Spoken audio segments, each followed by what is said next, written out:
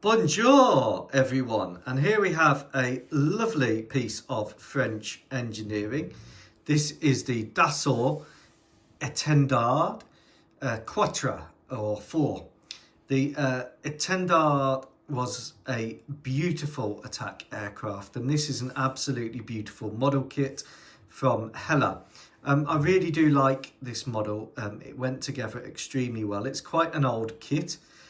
It's a very basic kit. It's got raised lines and some recessed lines. But overall, and I have given it a weathering of brown wash because it's a carrier aircraft, and carrier aircraft are always getting very messy. Overall, it's a lovely build and a build I really enjoyed making. I airbrushed the top and bottom, so the bottom is predominantly insignia white, and the top is dark sea grey or Vallejo 71053. What is there to say about the kit? Well, I really like the simplicity of the build. I like the way that Hella have done it with the fuselage join running this way, and it doesn't really present any issues. The canopy is a little bit not flush, but apart from that, it's absolutely a wonderful little kit. Most of the kits out there are now of the Super Etendard, the one that carried the Exocets, as everyone knows, and this is before that. So these were introduced in the mid 1960s, I think, and this one is the first of my Kerguelen war builds, or the Ile de Desolation war of 1968. So I'm going to be doing this. It will either be on the Foch or the Clemenceau. The Clemenceau, unfortunately, was sunk in that war, and only the Foch survived with heavy damage. It was an unnecessary war in many ways. The French tried to take back the Kerguelen Isles from the Malagasys. Enmity between the Malagasy Watifians and the French has gone back from the 1890s. And it is actually historic that the Malagasys were incredibly badly treated by the French. And then the British fought a 6-month campaign in 1942 to liberate Madagascar from the Vichy France. Where I then differ with reality is I then say, well, the Malagasys joined in with the Allied effort against Japan, fighting mainly in the China, Burma, India theatre and in the Pacific. And as a result, after the war, they picked up American weaponry, American carriers, American ships. They hit oil and they became a staunch ally of America. France wanted its Kerguelen Isles, which the Malagasys took back in 1967 back.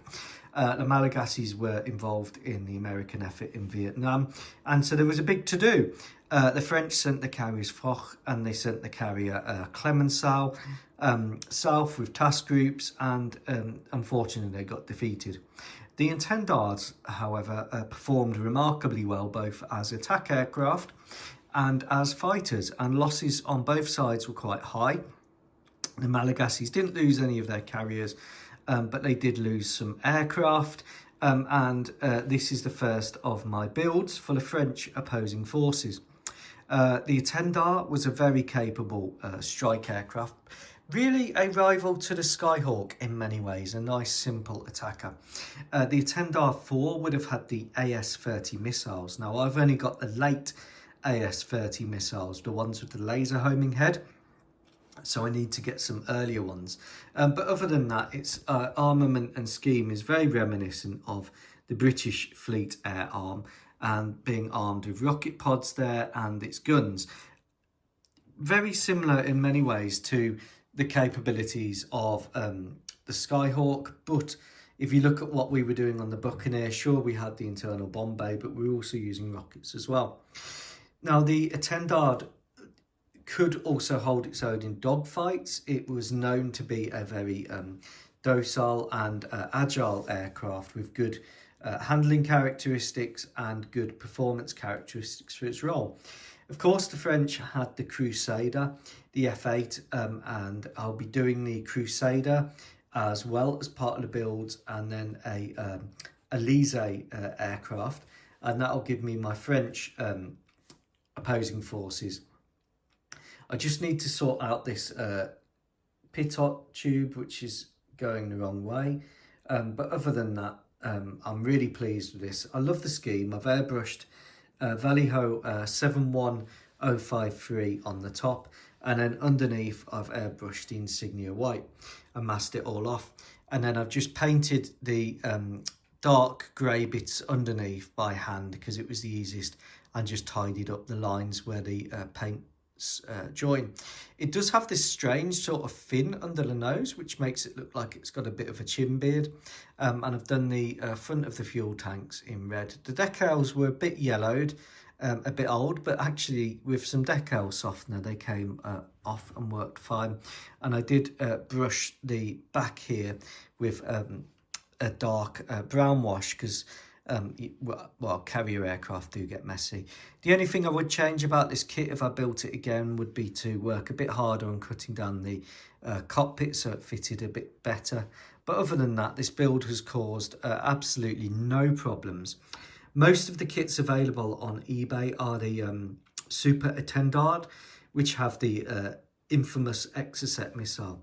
Now, this war took place before the Exocet missile, and the Malagasi's, because of their involvement in Vietnam, had access to greater technology than the French did, and that made the biggest difference for them. It's a shame to see these aircraft defeated, but because France, unlike Britain, didn't absolutely destroy its aviation industry, they were able to replenish the losses. But the Americans then negotiated a big peace settlement, and the Kerguelen Isles, or Ile de Desolation, remain Malagasy. What if to this day?